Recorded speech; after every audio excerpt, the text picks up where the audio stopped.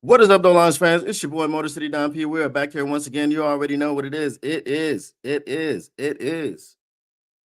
Wednesday. It's Wednesday. Ain't really nothing special about it. It's just Wednesday. We started off with a super chat from Brent DeWitt. I'm gonna get to that after I hit this interlude, this interview, this introduction. You know, it's flushing, it's Russian. All right. I don't know where that came from, but it is what it is. You already know when you see me, front your TV. One thing's for certain, and three things are for sure. Number one, the Motor City Cats are indeed back at it. Number two, we came to give you stats, and none of that said it. And number three, perhaps the most important number of them all, number three, we want to make sure we keep your Lions news pragmatic. And you may be asking yourself, how, Don? How, Mr. P, does one keep the Lions news pragmatic? Well, it's very simple. It's very easy. I'm glad you asked. I'll let you know. I'll tell you right now. Smash the like button. Subscribe to the channel. Share with your peoples. And once you've done those three things, and in any order, you have kept your news pragmatic, your Lions news pragmatic. And since sharing is caring, when you share this stream with your mothers, your uncles, your cousins, your brothers, your sisters, your fathers, your brothers, your sisters, your neighbors, your brothers, your fathers, your sisters, your uncles, you name it, you have indeed cared about those people. All right. What is up, though, everybody in the chat? You know who you are. The people that are chatting, the people who are just watching, ain't saying nothing. The people that's on that Victoria, don't tell nobody. You know who you are. Shout out to all of you. And we got some things that we're going to get into today. I just did a simulation, and it's going to be fun. I'm eager to see. I haven't looked at it yet. We're gonna use my AI friend to tell us how the season would go if Dan Campbell was calling the plays from week number 1, and we're gonna get into that. And it's gonna piggyback off of an article that I have. So the first thing we got the super chat from Brent DeWitt. He says the toilet seats finish 2 and 6 or 3 and 5, irrelevant again. So the toilet seat is the Bears. Again, I'm not so sure. I'm not so sure. So what we're gonna do, because Brent, I know you said that yesterday. What we're gonna do here, we're gonna play the game. Would you like to play a game? We're gonna play the game, Brent. And the game we're gonna play is the schedule game. So we're gonna look for the Chicago Bears remaining schedule. So 2025 schedule. All right. And we're going to be completely unbiased here. I'm not going to see them playing the crappy, poopy Raiders and say, oh, that's a win for the Raiders. I'm not going to do that. All right.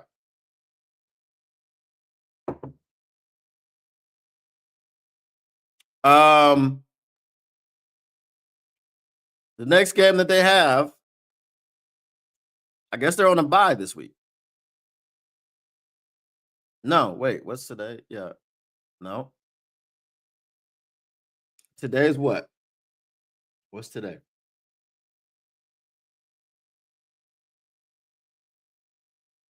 They're not on a bye. Okay. So they got they've got the Vikings. And are they at the Vikings? I think they're at the Vikings. Hold on, let me see. Yes, it is US Bank Stadium. All right, so we know what happened with the Chicago Bears. The first game of the season when they played the Minnesota Vikings, I think it was Sunday Night Football or whatever the case may be, and the Minnesota Vikings came back and they won that game. But I will say that was some Matt Eberflus type stuff where the Chicago Bears of last year with Caleb Williams would just figure out a way to collapse. I think that by hook or by crook, that whether it is their own grit and determination that Osama bin Johnson has established over there, changing the culture of things, because no doubt they don't go 6-3 to this point and be tied with the Lions as far as record wise. They're not tied in the NFC North, but they are second in the NFC North. Okay. They are second in the NFC North. I don't think you get to that point of second in the NFC North when you've been in the basement for the last few years. I mean, really, like with the last 5 or 6 years, they've been in the basement of the NFC North. You don't get there without a culture change. You don't get there without a mentality shift. This Chicago Bears team is better than what we thought they would be at this point in the season. The Minnesota Vikings team is not good.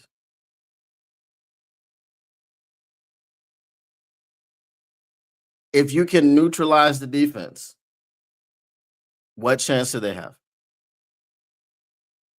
JJ McCarthy and the Minnesota Vikings put up 27 points against the Detroit Lions. And guess what? JJ McCarthy had 140 yards passing and 12 yards rushing. He accounted for 150 yards of offense from the quarterback position. They didn't put up 27 points because they're good. They put up 27 points because they were getting the ball in advantageous situations. Fumbles, turnovers on downs, special teams, big returns, all these things. A lot of short fields. JJ McCarthy didn't do too much. Running game did a lot. Okay. The Bears have proven that they could be in shootouts. So I would say that the Bears are going to win this game. So 7-3. Eagles, Bears lose that game. 7-4. Bears, Browns, Bears win that game. 8-4. All right.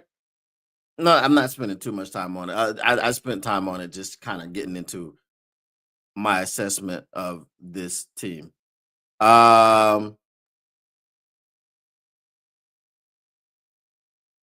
Okay, I skipped one. Okay. Bears, Steelers. We want to say the Steelers. That's a toss-up. Steelers haven't looked great. Aaron has on day, off day, on day, off day. I don't know. That's a toss-up. Let's just say the Bears do lose that game. Okay. So what did I say? What are they now? I got to go back because I messed up. Okay. So I said the Vikings, they win 7-3. Bears, Steelers, let's say they lose 7-4. Eagles, Bears, they lose that again, 7-5. Packers, Bears.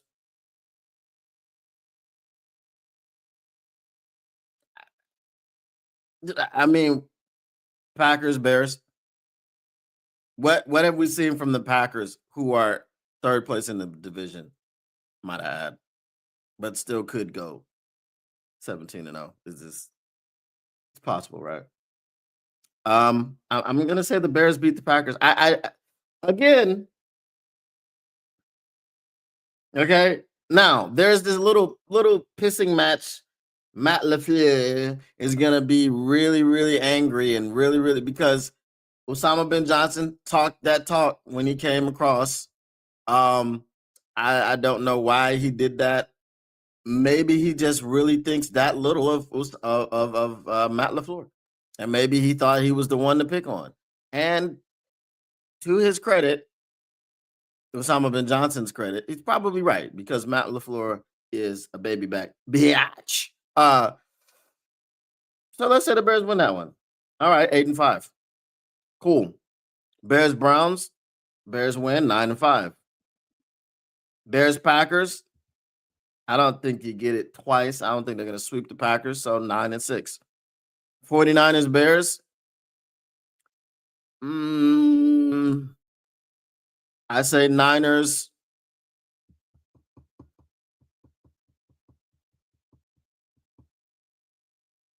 That's gonna be tough. That's gonna be tough. The Niners are at home, so I'm gonna pick the Niners in that one.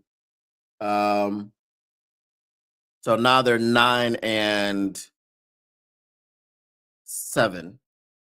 and then the Bears Lions. I think the Lions win that game. So 9-8. Um,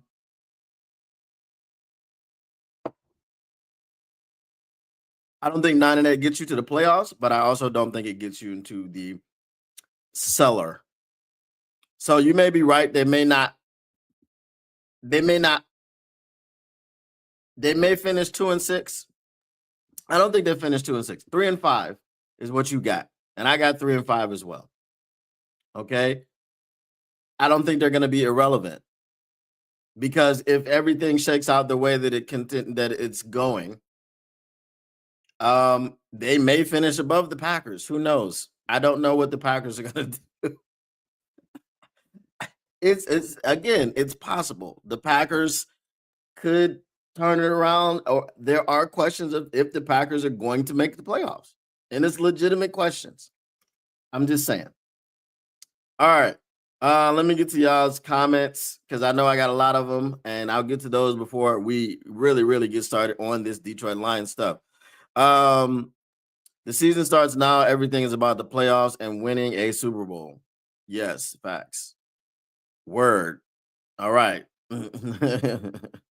Lions are getting healthy exactly the right time. They have started the clock for DJ Reed and some dude who's only going to play 2 more games this season anyway. So I'm not even going to mention his name. Getting Reed and Kirby back is huge. Facts. What up, Robert Stevens?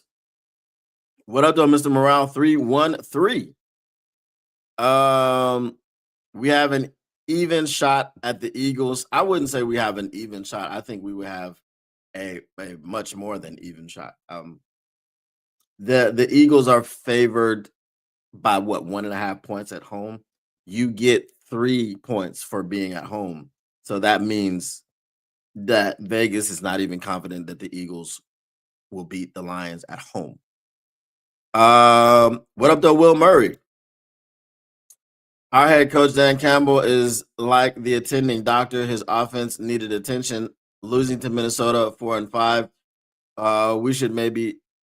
He should maybe call the plays, talk with the squad. Great insight.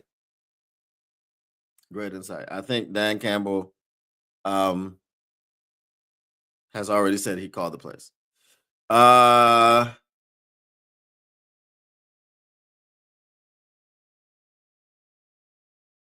Okay. All right. What up, though, Jody Carruthers? Waiting for someone to expose Osama bin Johnson. What is your score prediction? I will give a score prediction on Friday. So you're going to have to come back on Friday. I'm not going to give you a score prediction today. We still got to have the final injury report and all that stuff before and then and break down everything. So I will give you that on Friday.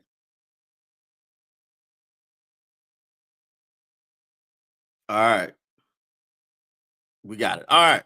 So today we are talking about the Detroit Lions, the Washington Commanders, the offense as led by Dan Campbell. We want to know, is it sustainable? Is it sustainable? Why do I ask that question? Because I don't believe in the Washington Commanders.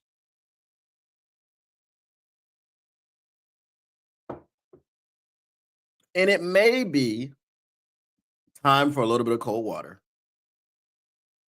But I want to make a point. And I want to make it just because. This channel, Motor City Cats, I think we were among I'm not gonna take credit for being the first because I didn't watch everybody else's channel. So I'm not gonna say that and then someone be like, I was the first. Okay. This chat was among the first to notice that there was a problem with this offense. Um, this chat wasn't parroting things like, "Oh, we're the top scoring team in the NFC. Oh, we score 30 plus points per game. Oh, this, that, and the third thing." Johnny Moe is not the problem. Our offense scores 30 plus points per game. Now that the cover has been pulled back, and now that Dan Campbell has taken over play calling duties, Johnny Morton is the worst offensive coordinator that the Lions have ever had, it seems. Just watching other shows, looking at other channels, watching other creators, it seems that Johnny Morton is now the worst offensive coordinator ever. He's the dummy that couldn't take all of these weapons and do anything with it. He's the guy that said he wasn't going to change anything, and he came in here and changed everything. He's the guy that told you that JMO was going to be heavily featured in this offense, and he was going to take deep shot after deep shot after deep shot after deep shot after deep shot, and he was not able to get the ball to Jameson Williams. He's the guy that told you that Jameson Williams had to live downfield. There was no other way that you could get the ball to Jameson Williams. It had to be all the way downfield. He had to run 50-yard routes. And once he ran a 50-yard route, he had to have 87 yards of separation before you could throw him the football. He was the guy that came in talking all this stuff about everything that he was going to do and how he was going to dictate to the defense and how he wasn't going to let the defense dictate to him. He was that guy. And I told you he was that guy. Now a lot of people are catching up. I'm not saying he's dumb. I'm not saying he's the worst offensive coordinator we've ever had. I've seen worse. We've all seen worse. We all saw Joe Lombardi. He's the worst. We all saw him. We all saw Joe Lombardi come in here telling us he needed his Jimmy Graham, which is why we didn't get Aaron Donald. So not only are you a bad offensive coordinator, but you called for a player such as Eric Ebron to be drafted over Aaron Donald. You, sir, are the worst. The totality of what you did to this team in the very short time that you were here, you, sir, are the worst. Johnny Moe's not even a close second. The reason that Johnny Moe is a bad offensive coordinator for the Detroit Lions is because he couldn't do anything with all these weapons. That's why. Okay. So I just wanted to point that out because, as I said, I was saying it when it wasn't popular to say. I was saying it because I was looking at it and not just listening to numbers. All right. Let's move on.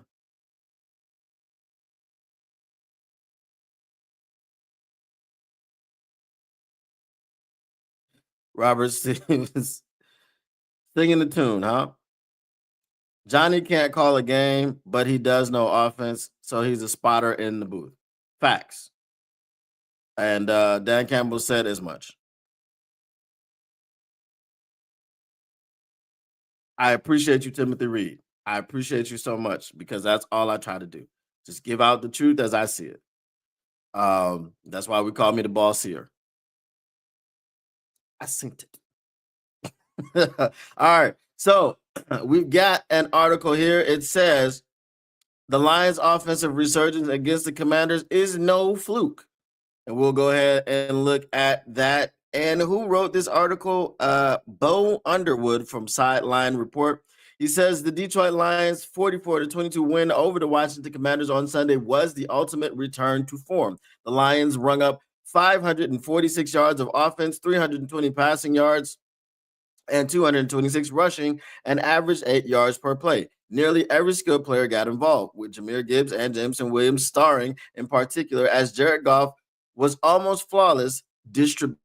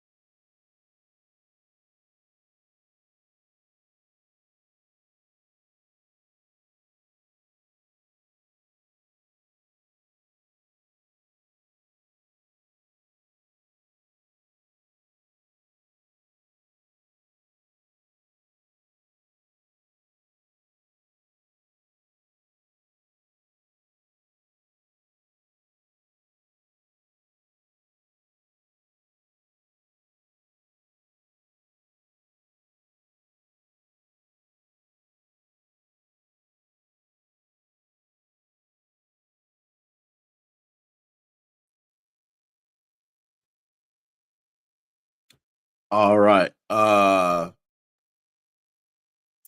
Yeah. Okay. I'm good. All right. All right. So my browser froze.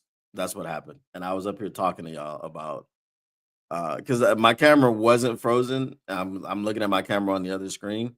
So I felt I felt good about it. I felt good about maybe y'all being able to hear me. But you couldn't. So let's go ahead. I didn't get too far. Um All right, so we got the Lions' offensive resurgence against the Commanders is no fluke.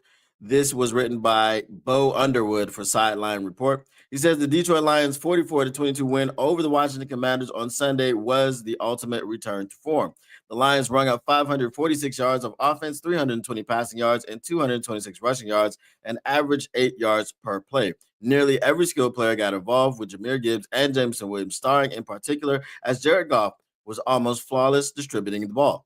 The Lions defense also came to play with 1.5 sacks from safety Brian Branch and a stellar half from Terrion Arnold before the quarterback left with a concussion. The Lions went up 41-16 in the fourth quarter before Washington added a garbage time touchdown.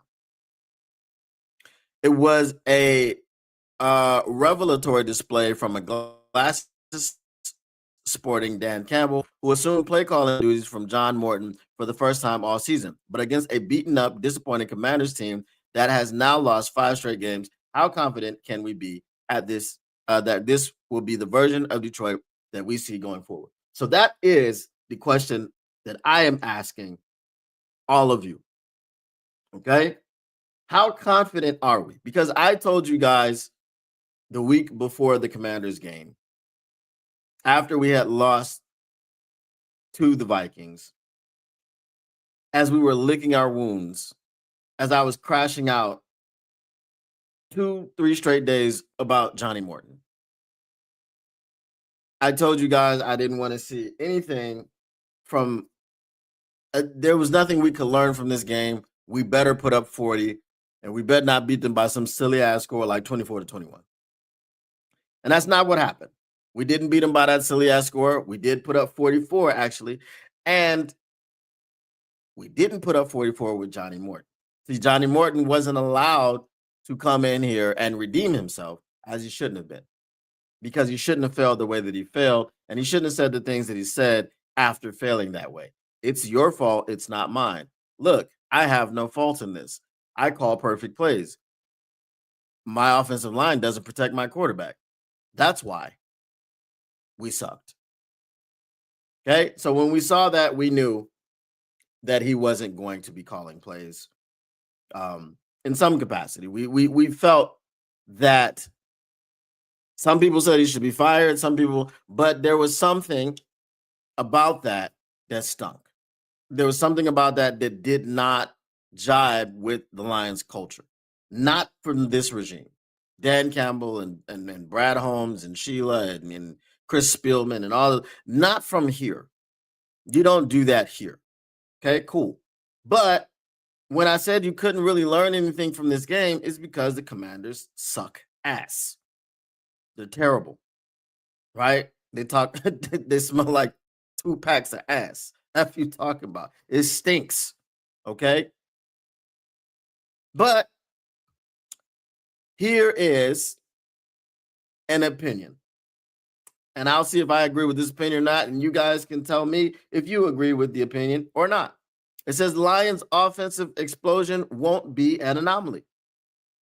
This is not the same Washington team that handed the Lions a stunning 45-31 loss in the divisional round of the playoffs last year. They did not hand us a stunning loss. They were given a loss they were given the W by us giving them the ball 5 times and not taking it from them once. That's what happened. They didn't hand us anything. We gave it to them. Okay. All right. Just because I had to make that clear yesterday, and I want to make clear the language today. Okay. They were without star quarterback Jayden Daniels, wide receiver Terry McLaurin, and both starting defensive ends in Dedrick Wise and Dorrance Armstrong on Sunday. The Commanders haven't won a game since October 5th and have one of the worst defenses in the NFL. The unit ranks 30th in the NFL in estimated points added overall and 31st against the pass. They've surrendered the most passing yards in the NFL and the fourth most rushing yards. Okay. So now these are obviously these stats are coming in after Sunday because I gave you the rankings before Sunday. They weren't 30th in anything. They were 29th in some things, but they weren't 30th or 31st in anything. So obviously, after giving up 500 yards plus, they dropped a few pegs. All in all, not a bad defense for Campbell to call plays against for the first time since 2021. It was just, let's try something a little different. Campbell said, look, I know what I want to do. I know how I want to do it. Now, that being said, this is a collaborative effort. Now, I was taking input from John Morton that whole time and the other coaches. Okay. Taking input doesn't mean listening. I'll take your input, but that doesn't mean I'm going to put in your input. You feel me? I'll take your input and I'll put your input in my pocket.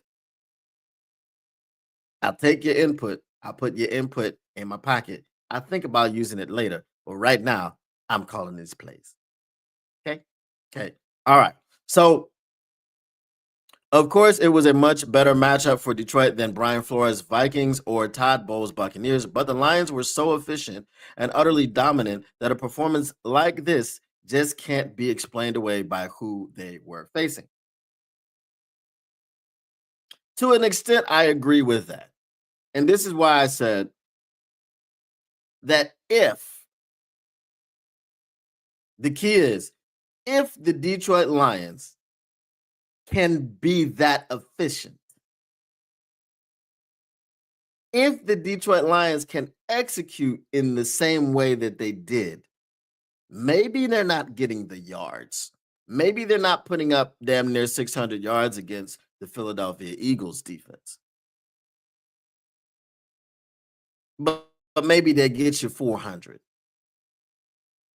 Right? Because if they can remain balanced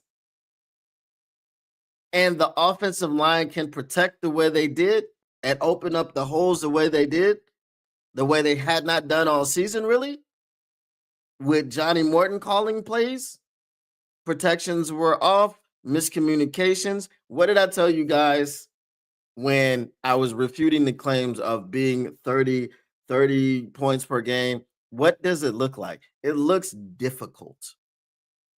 I said that all season, right? It looks difficult. It looks hard. Oh yeah, we got 30 points that game, but it was difficult. We had to scratch and claw for everything. Nothing looked easy. Nothing was being put in place to facilitate everything that we did. Players make plays, but coaches weren't making it easy for them. Players had to rely on talent. It's great when you have a Ja who can outrun the entire defense, but has to run around 30, 40 yards in the backfield trying to outrun the defense. That's terrible. But when you've got a guy that can scheme him into the open space and say, go with no one around you, and we'll see who's going to catch you. Get up on that line, boy, and we'll see what's what. When you have that, that's awesome. That's awesome. Because you didn't waste any time running laterally back and forth. You didn't do any of that. You just got the ball in space and you took off. And good luck to anybody who didn't have an angle. And sometimes good luck to someone who did have an angle. Okay? So that was my point. It looked difficult. So if, okay, if the Lions can be that efficient, if the Lions can protect, if the Lions line can protect the Lions quarterback, if the Lions line can open up holes for the Lions running backs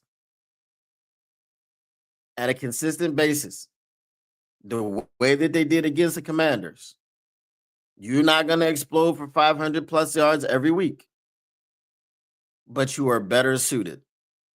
and I'm not going to read the rest of this article because he's talking about EPA and all this other stuff and all these advanced analytics, which I don't care for. Okay, that's my point. I don't care about an EPA. I don't care about none of that stuff because what does it look like? All right.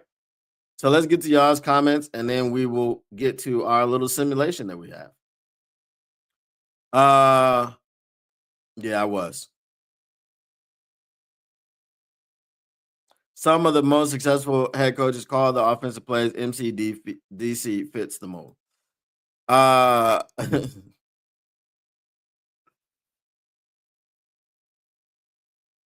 Raymond also balled out. Right. Get Fox a lounge chair. All right, here we go. Are y'all ready for this simulation? If you're ready for this simulation, let me get an amen. Now I want you to look to your left. I want you to look to your right. And I want you to say to your neighbor, Alizé. Shout out. If you know, use the hashtag. Y'all don't be good, but sometimes I get deep. Is it my quiver? I got so many arrows. And the arrows, they can come from the 90s. They can come from the 80s. They can come from the 70s. They can come from last week. You know what I'm saying? They can come from yesterday. You just don't know where they're coming from. But if everybody is ready for this simulation, we'll go ahead and do the simulation. All right. Fact of the matter, Morton's play calling is way too predictable. Too predictable, vanilla, unimaginative, cannot use the weapons that we have. All right. So the way that this simulation works, I asked my guy, Gemini, I said, we're going to take the first 8 games of the season where Jonathan Morton III was calling. Jonathan Morton III, that's his new name, was calling the plays. And then we're going to take the 9th game of the season where Dan Campbell was calling the plays. And we're going to extrapolate that out over the first 8 games. And we're going to see what the results would have been. What does AI believe our record would have been if Dan Campbell was calling the plays? I got this idea partially because of that article. And also, yesterday, there were a lot of people in the chat asking the question, what do you think the record would have been had Dan Campbell been calling the plays from week number 1? So now we're going to have a little bit of input into why, or insight into why and what it could have been. So it's got part 1, the John Morton offense, games 1 through 8. Okay. It says your premise is correct. After Usama bin Johnson's departure, it doesn't say Usama. I put that in there. John Morton took over as OC, and the Lions started the 2025 season with a 5-3 record. Their 8 games played were weeks 1 through 9 with a week 8 bye. While the 5-3 record looked good on the surface, the offense was winning in spite of itself. Wow. Gemini said that. All right. The deficiencies you're looking for were clear in the team's 3 losses and even in some of their wins.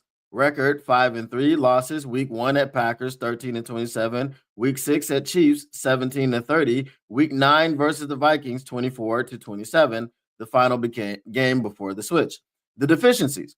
The offense under Morton was defined by stagnation, predictability, and inefficiency.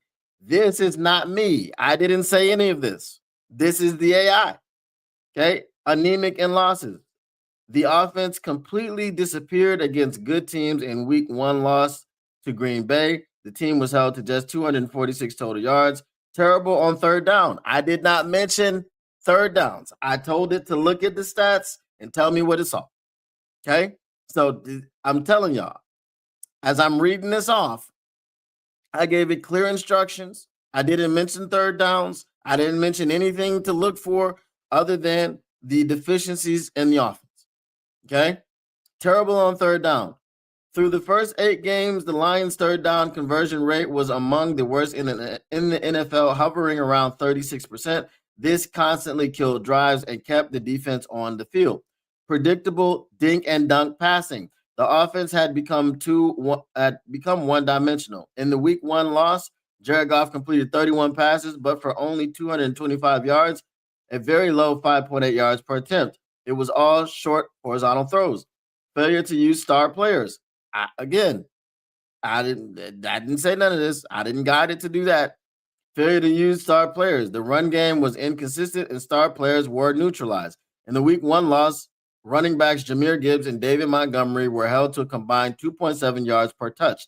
Gibbs infamously had 10 receptions for just 31 yards. In the Week 9 loss to the Vikings, the last straw, Gibbs was held to just 25 yards rushing. The offense had lost the aggressive physical identity Campbell had built. It was sloppy, predictable, and failing to execute in critical moments. Even AI can see. Even AI can see. Could Madden call better than Morton if you set Madden's AI to auto? Probably. Robert Stevens says 8-1. Okay, we'll get to I don't know. You say 8-1. Some people were saying 7-2. So we were perfect on third down Sunday. Oh, twice on fourth down. Hey, we're gonna get to it. All right. So y'all heard the assessment that AI made in about the first 8 games. Okay, part 2, the Dan Campbell takeover. The takeover. Cause you so lame. Okay, anyway. Hashtag if you know, you know, use hashtag. Game 9. Following the 3-point loss to the Vikings, Campbell, just as he did in 2021 with Anthony Lynn, took over play calling duties for Game 9, Week 10 against the Washington Commanders. The result was an immediate, violent correction. Result 44-22 win. Team stats versus Commanders. Total yards 546, rushing yards 267, passing yards 320, third down percentage 60%, 9 for 15, red zone percentage 80%, 4 for 5, 0 turnovers. Possessions scored on their first 8 straight possessions. Player involvement explodes. As you noted, the difference was who got the ball and how. The offense was aggressive, creative, and explosive. Jahmyr Gibbs, 172 total yards and 3 touchdowns. Jameson Williams, 6 catches for 119 yards and 1 touchdown. Jared Goff, 25 of 33 for 320 yards, 3 touchdowns, 0 interceptions, and a 135.9 passer rating. This wasn't a dink and dunk offense. This was a physical dominant attack that unleashed its best players vertically and on the ground. Okay, now, part 3, my opinion, the hypothetical 8-0 start. What? Gemini thinks that we would have been undefeated in the first 8 games if Dan Campbell was calling the plays. All right, so let's see what the reasoning is. Going back through those first 8 games, here's my opinion on how the outcomes would have been different if Dan Campbell had been calling plays from Week 1. In my view, the 5-3 record was a massive underperformance. I believe the Lions would have been 8-0 or 7-1 at worst. At worst. Okay? Week 1, we're going to go through the weeks. Week 1 at Green Bay. Packers lost 13-27. What happened? The offense was completely anemic, 246 total yards. Morton's game plan had no answer for the Packers defense, resulting in Gibbs being used as a check down receiver, 10 catches for 31 yards. Campbell's difference. The Campbell-led offense put up 267 yards rushing alone. We would not have abandoned the run or settled for horizontal passes. His aggressive physical style would have attacked the Packers defense, and it's highly unlikely the offense would have been held to 13 points. Verdict, likely a win. Week 6 at Kansas City, lost 17-30. What happened? The offense was humbled and held under 350 total yards. You cannot beat the Chiefs by being predictable and inefficient. I'm not saying it. I'm not adding anything to this. This is all what Jim and I said. Okay. Campbell's difference. To beat the Chiefs, you have to be explosive and score touchdowns, not field goals. The Campbell-led offense versus Washington scored on 8 straight possessions and was 80% in the red zone. This is the only style that gives you a chance in that matchup. It would have been a shootout, but the Lions would have been equipped for it. Verdict, a much closer game, likely a toss-up. This is the one loss I could still see happening, but it would have been a 38-35 type of game, not a 17-30 dud. Now, the crazy thing is I said yesterday when people were asking me, I said probably 8-1 because the Chiefs game to me was the only game in which we lost that we simply didn't play well enough to win. We just simply didn't play well enough. Now, obviously, the Vikings game, because we were talking about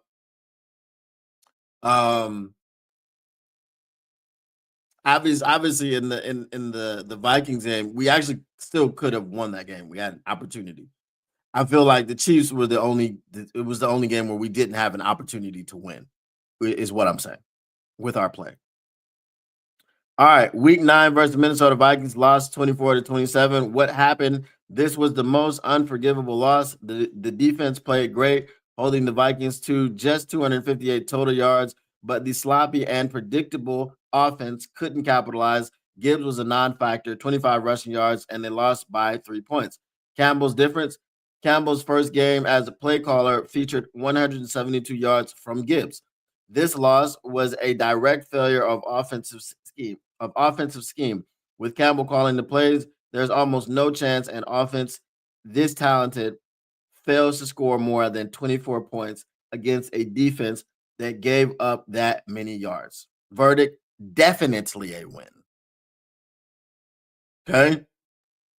Now, the Packers game, it said likely a win. The Chiefs game, it said it's a toss-up. But if it wasn't a win, it would have been really close.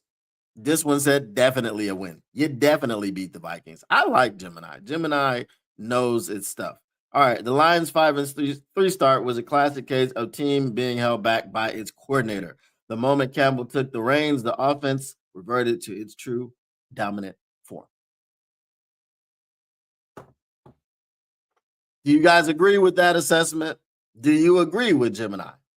Do you think that Gemini is right? Do you have other opinions? Let me know.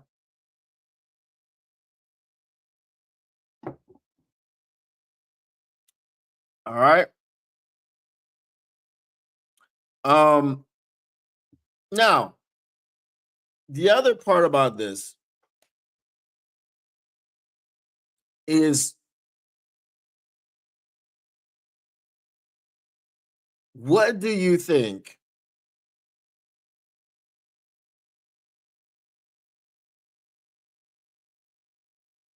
in your opinion? Okay, I'm asking the chat. What do you think it has to look like versus Philly offensively? What do you think it has to look like versus Philly offensively for us to win just based off of the offensive performance? Because we're not really talking about the defensive performance. The defense hasn't really been the problem all season. The problem has been that the offense hasn't been matching what the defense has been producing. So what do you think it has to look like in Philadelphia for this offense to do enough to score enough points to win? MCDC played as a tight end. Tight ends need to know everything in an offense. You can see it in his play calls. Played here when we went 0-16. He has a real feel for the game. These are facts. We've been saying the same things as Gemini all week.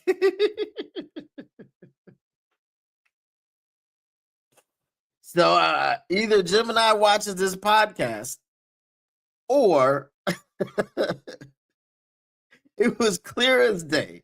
So why did it take Lions fans 9 weeks, some Lions fans, 9 weeks to say, you know what? Yeah, Johnny Morton does suck.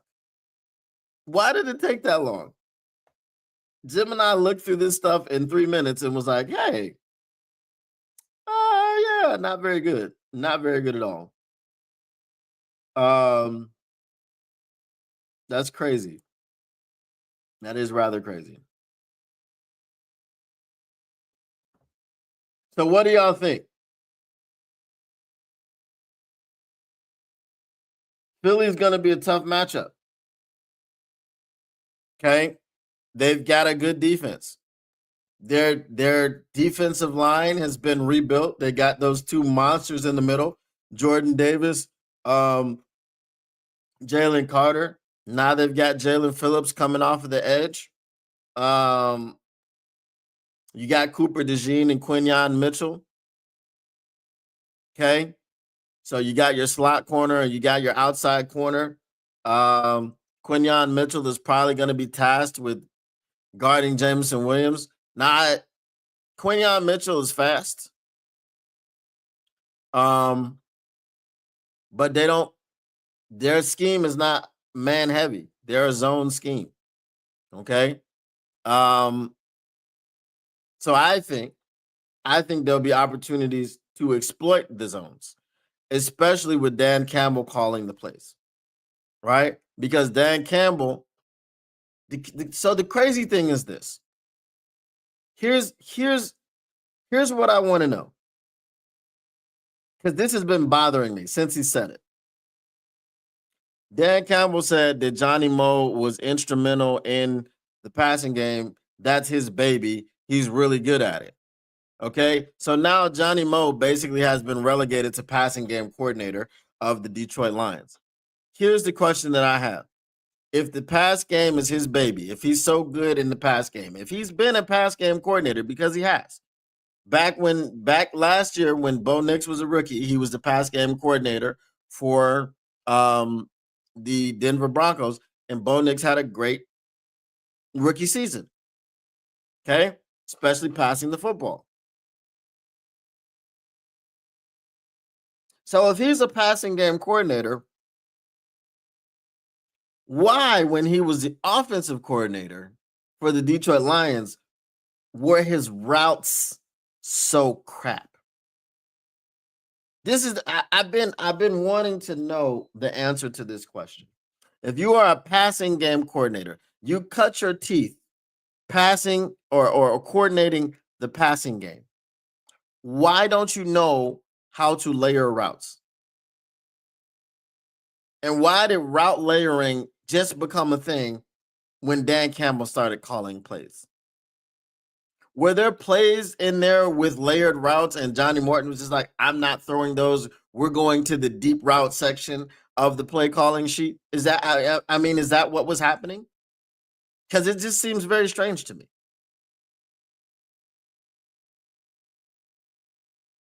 So back to what happens with that zone scheme.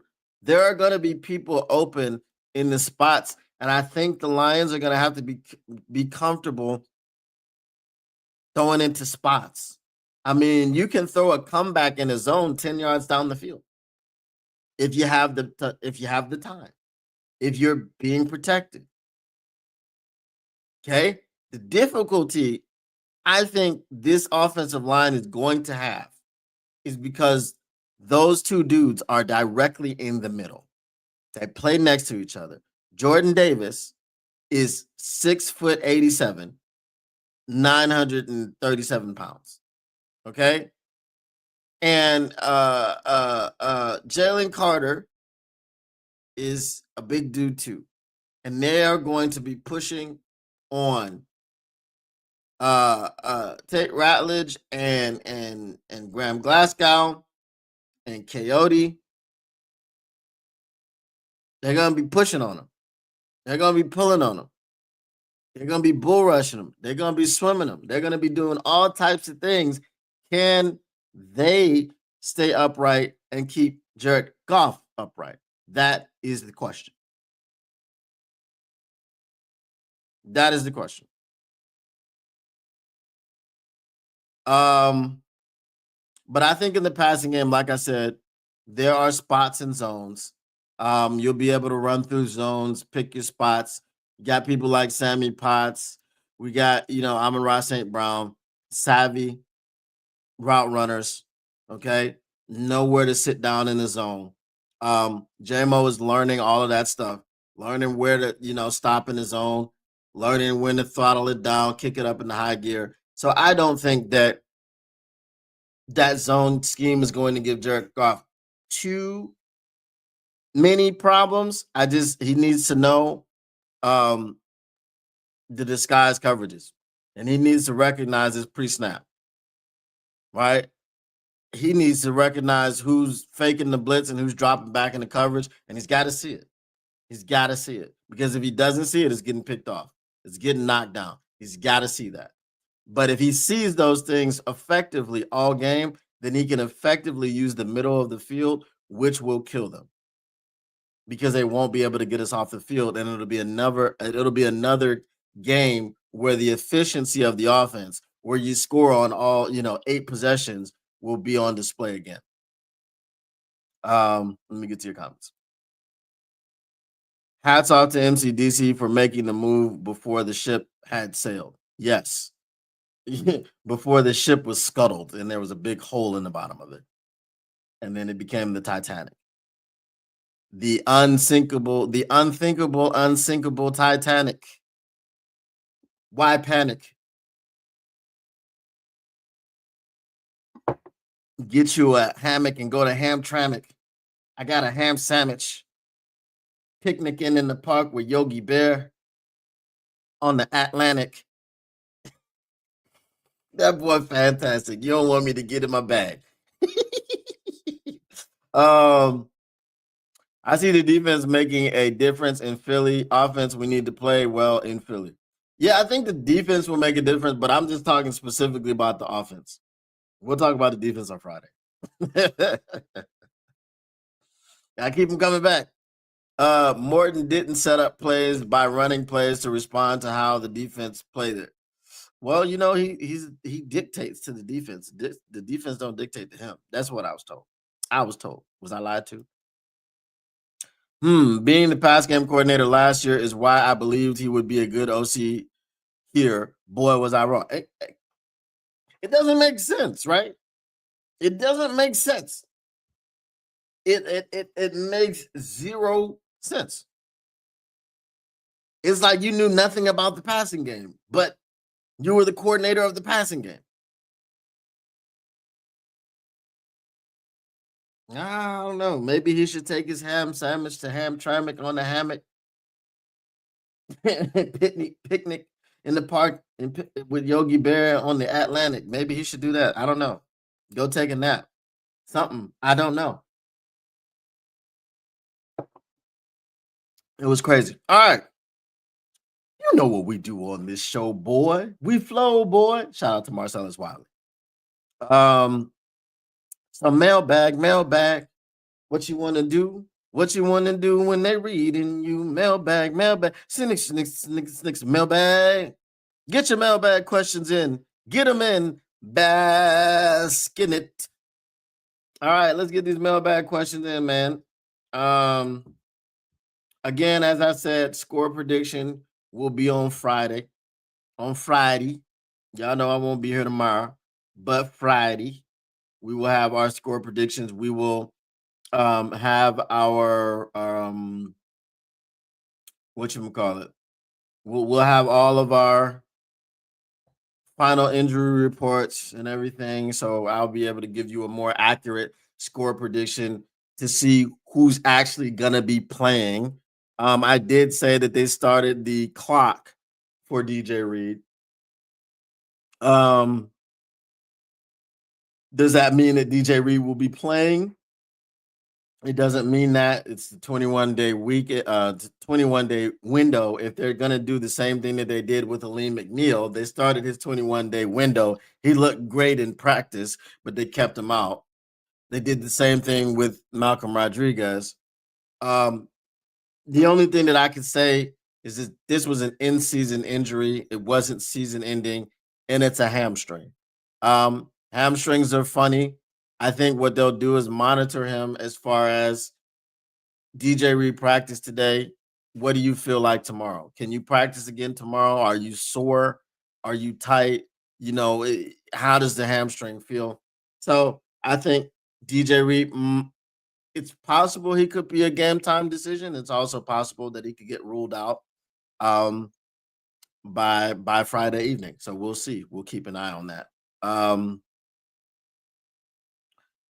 Aiden Hutchinson expects the Lions Eagles to be college football esque. Jahmyr Gibbs wins NFC Offensive Player of the Week after dominant game versus Commanders. Okay,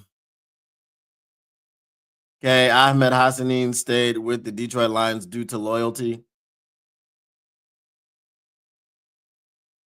Cool story, bro.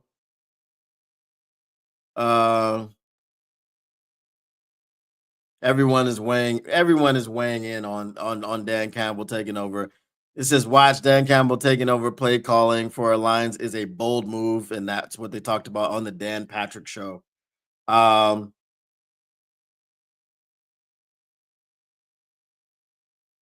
Let's see.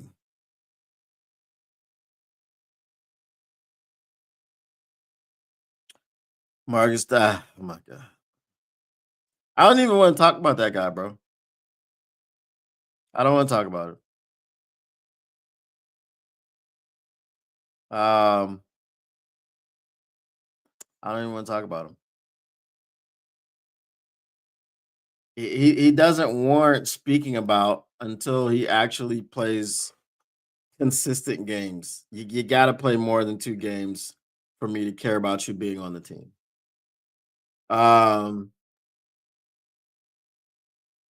All right.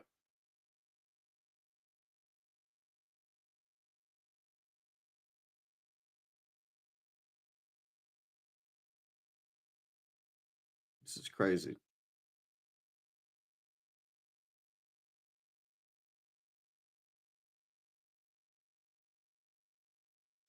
Crazy. All right. So we got no mailbag questions. We are going to go ahead and stab out, man. So I appreciate everyone that came through and hung out and stopped by for a drinking conversation. You know what it is. You know what it is. We got the drinks, we got the conversation. There's nothing in this cup but coffee. Okay. I don't have no purple stuff in my cup. None of that. Okay.